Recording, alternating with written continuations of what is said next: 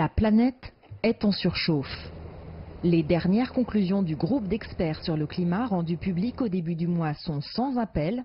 Des changements radicaux sont nécessaires pour tenter de limiter la hausse des températures sur Terre et ses conséquences.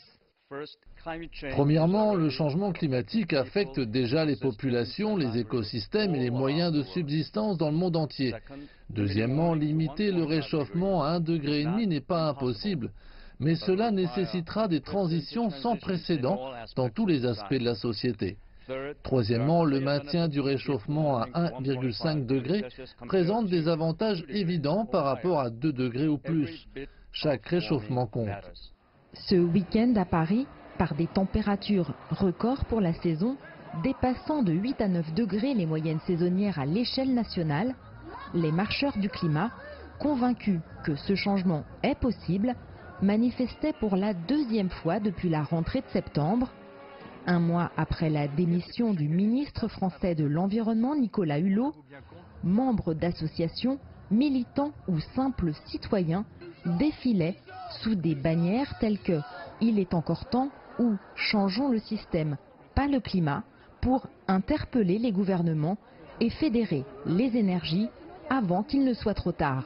Les problèmes s'accélèrent vraiment à une très grande vitesse et il faut que nos dirigeants comprennent que maintenant, il n'y a pas que les petites associations qui essayent de faire bouger. En fait, ça vient de la base et il faut entraîner tous les citoyens. Et c'est très important que nos hommes politiques, puisqu'aujourd'hui c'est le système qui est comme ça, aient conscience que, bah oui, comme le disait Nicolas Hulot, il n'est pas tout seul, quoi.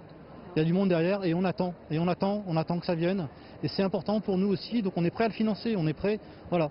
La priorité, c'est pas la consommation à court terme. La priorité, c'est de construire un avenir durable. Et aujourd'hui, c'est pas ce qui est fait. Alors ce qui est important de montrer, c'est qu'en fait, le climat, c'est vraiment l'affaire de tous.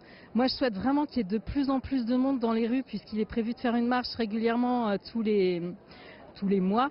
Et de façon à montrer aux gens qui ont la capacité de décider que non, les peuples ne sont pas contents et qu'il est temps de changer d'orientation tout de suite maintenant.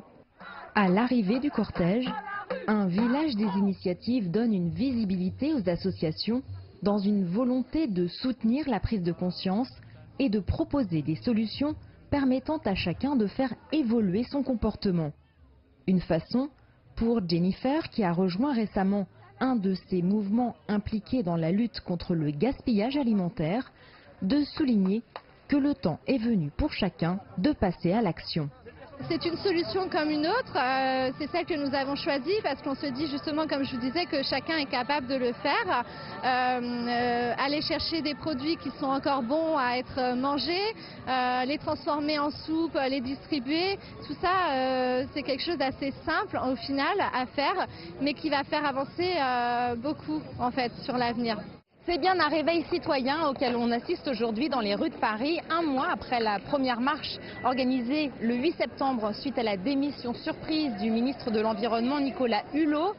Un réveil qui met en avant une attitude positive face à l'urgence climatique en cherchant à promouvoir des solutions concrètes et au-delà un vrai changement pour une société plus juste et respectueuse de la planète. Jade Charles, CGTN, Paris.